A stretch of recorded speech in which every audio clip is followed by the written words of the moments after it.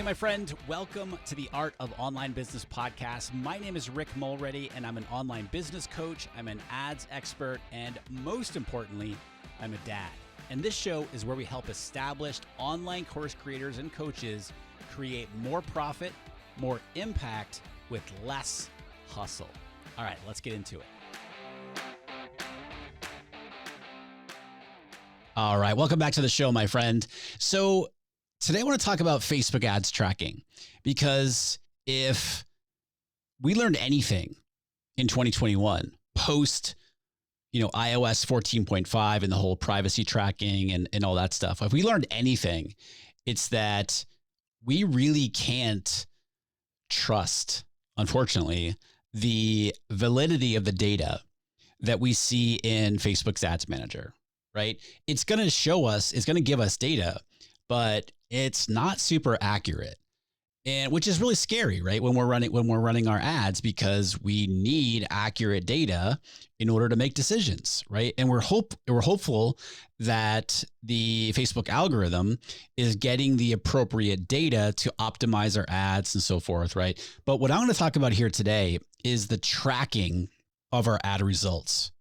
And it's kind of become almost like this triangulation of data, right? So today I'm going to share with you 3 different things that you really should be doing when you're running your ad campaigns to give you the best hope, right? Hopefully give you the best idea of how truly well or not so well your ads are running. Okay. And so remember, the data that you're seeing inside of Ads Manager, I want you to honestly take it with a grain of salt. Okay. It's a data source, and we're going to use that in our data as one data point. But I'm going to offer you 3 other things that you should be doing.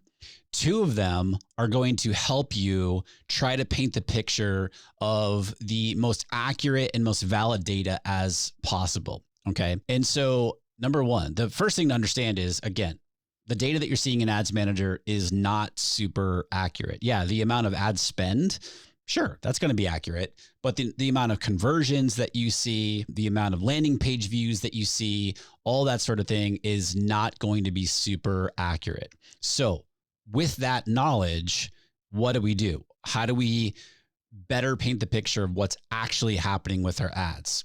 So the first thing, and I've talked about it here in the podcast before, but the first thing I want to recommend that you do is whatever landing page software that you're using. So if you are sending people from Facebook to a landing page, so like to your opt-in page or your registration page, or, whatever page it might be, maybe it's a purchase page, whatever software tool that you're using, I use 10xpro.io in my business. I love it. I've talked about it recently here on the podcast. If you want to go check it out, I am a proud affiliate for them, by the way. It's rickmulready.com/10xpro. Okay. So check them out. Love them. I've moved everything in my business over to 10x Pro. And so, for example, I would have a unique funnel in 10x Pro for my ads. So for my Facebook and Instagram ad traffic, I'm sending that traffic to a unique funnel. So what does that mean? That means that I've created a funnel inside of my landing page software tool, right? So my opt-in page, my thank you page, and then that connects to my email CRM, which we use ConvertKit. Okay. So we have unique pages. Or let's just say you're running an evergreen webinar and you have an evergreen webinar funnel. So in 10x Pro, you click the button. The campaign is the evergreen webinar campaign. You click the button, it automatically populates the whole funnel. So I would have that funnel. I would have a unique funnel for, say, like social media traffic, maybe coming from Instagram or, whatever other forms of social media. I might even take it a step further if I wanted to, and I might have a funnel specifically for the podcast here, right? Where only traffic from the podcast, I'm sending people from the show to a specific funnel.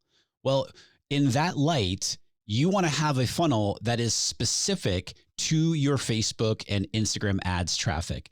And that is as simple as taking your existing funnel, duplicating it, and then adding like a Facebook, or hyphen FB or something like that at the end of the URL for the landing page, for the thank you page. And that's it.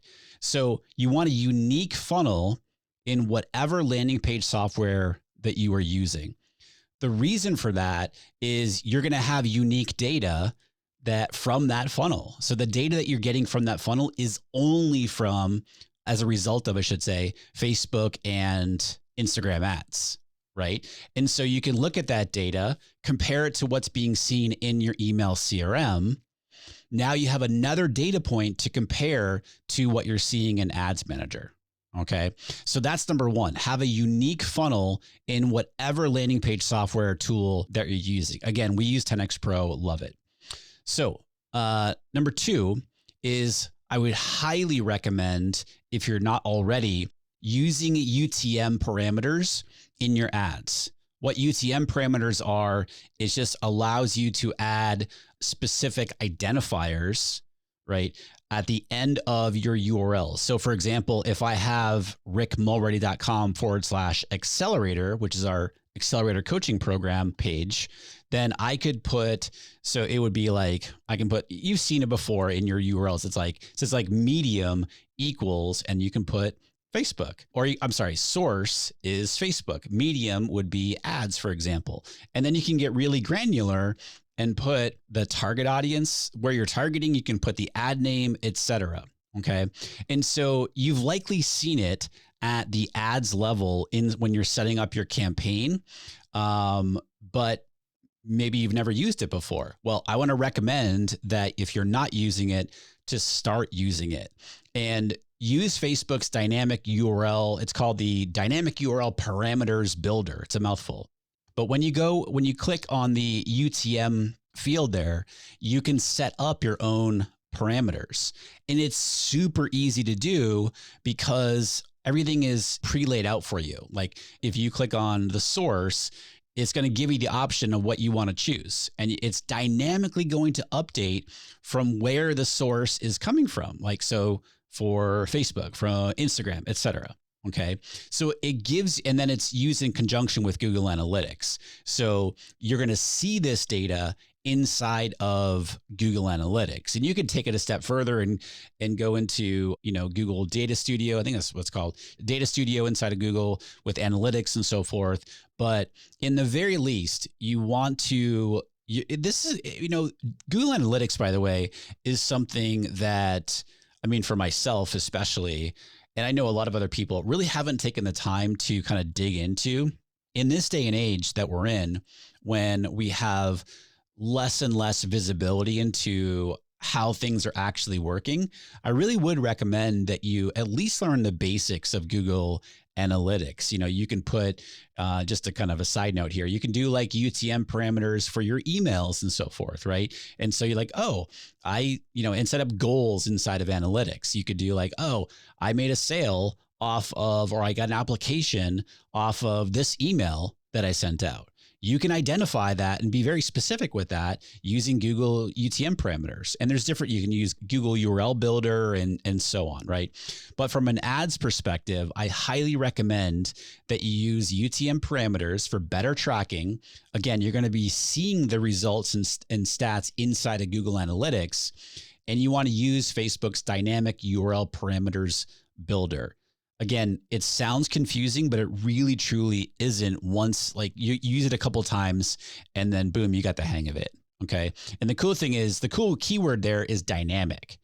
It dynamically updates for you, where you don't have to create, 17 different URLs yourself. Like you have one URL. So for me, it would be, rickmulready.com/accelerator. I would use that as my base, as my destination URL for my ad, but then use the dynamic URL builder, and it dynamically puts the parameters in there. You specify what you want, but it dynamically does it for you. So it makes it super, super easy. And then again, you see the data and the results inside of Google Analytics. So that is the third piece of data.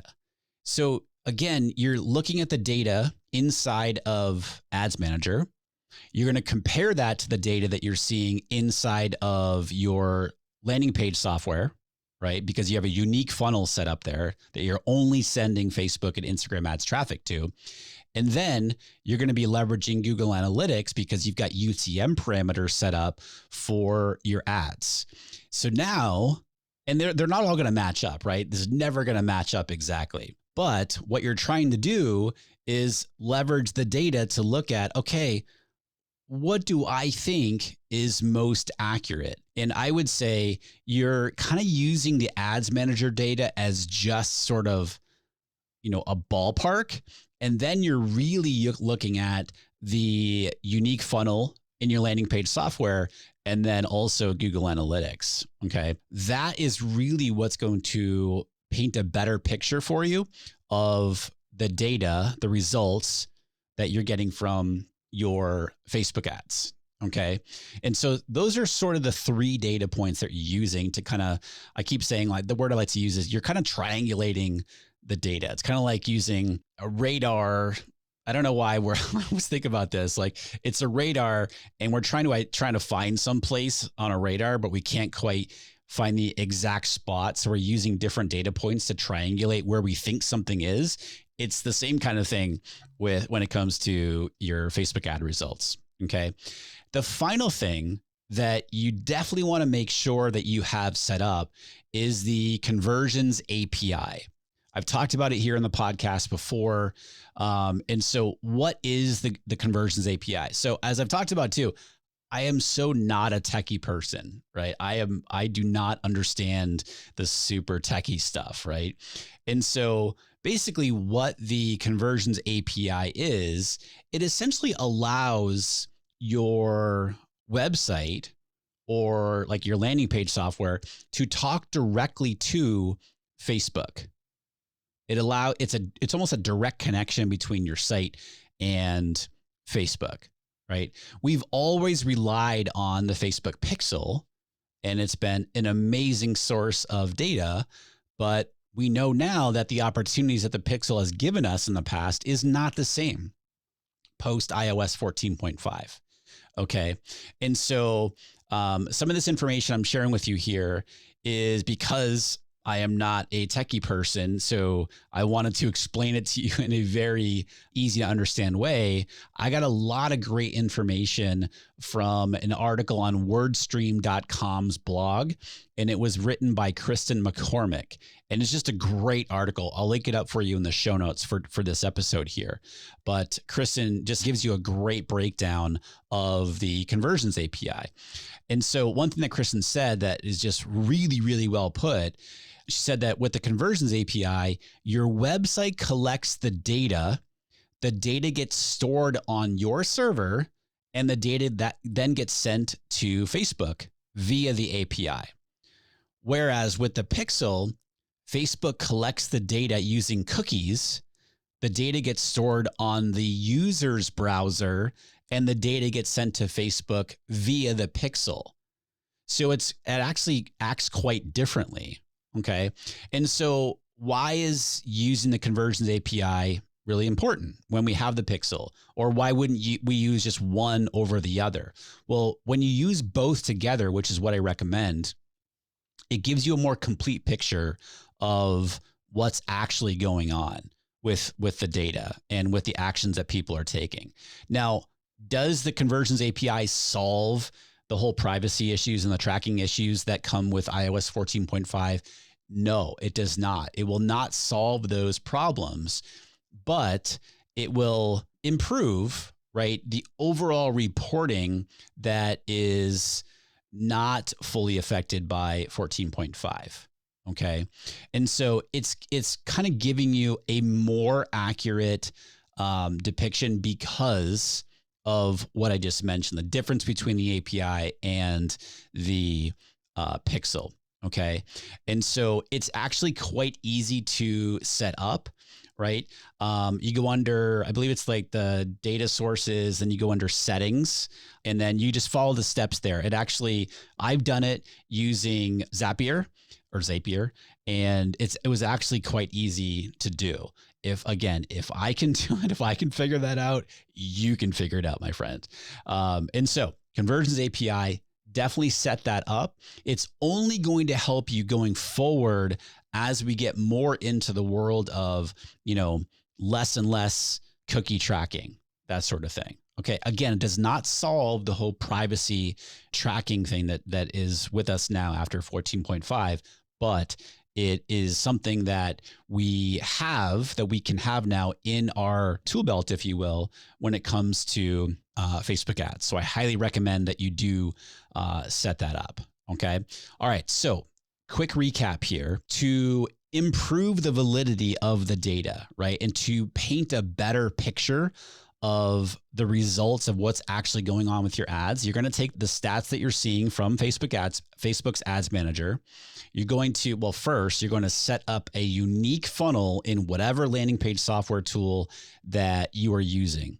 Okay. Again, we love 10xpro.io. I started using it in the middle of 2021, early 2021. And we are now officially all moved over, all of our courses, our landing pages, our funnels, our affiliate center, our order forms and, checkout process, and everything's in there. I've been able to consolidate and simplify, I love that. Right. And so anyway, you want a unique funnel in your landing page software. You want so that you can get the data from your landing page software there.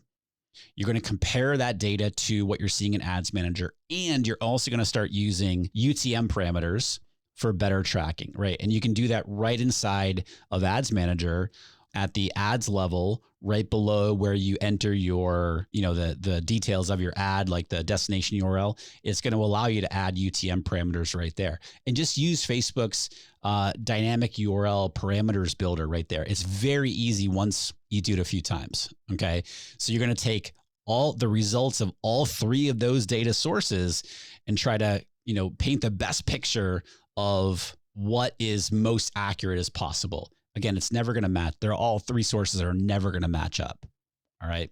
And then finally, you want to make sure before you do any of this is that the Conversions API is set up and connected for your account. And you can do that again right inside of Business Manager under your data sources and go into settings, and it walks you through step by step. And again, there's different tools that you can use that Facebook has already connected for you. But we just used Zapier, and it walks you through, and it was actually quite easy to do. Okay. So there you have it, my friend. That is 3 different ways. There are 3 different ways to hopefully improve the validity of your ads reporting. I know that when we've used these sorts of things, it has greatly improved. Nothing is perfect, but you want to give yourself as much data as possible to be able to tell the best story about how well or how not well your ads are doing. Okay. Especially in this post, iOS 14.5 world that we now live in.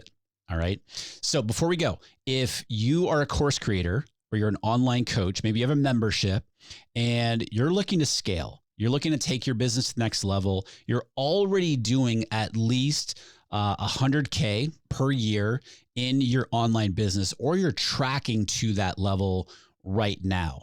Okay. And you want to take things to the next level, but you're not really sure what to do. You're not really sure what next steps to be taking. You're kind of feeling stuck. Oftentimes you're feeling overwhelmed and frankly burnt out or heading towards burnout. Okay. This is what we help you do inside of our accelerator coaching program. This is one-on-one coaching, group coaching, and a mastermind experience all wrapped up into one program. We help you increase your profit, increase your impact with less hustle. Because, my friend, you do not need to be working more hours to have the business that you want, because a successful business means something different to everybody. Okay. So if this is you, if this sounds like something that would be able to help you, all right, it's application only. So I invite you to apply. Go to rickmulready.com/accelerator. All right, my friend. As always, thank you so much for listening and tuning in today. Super appreciate you. Until next time, be well, and I'll talk to you soon.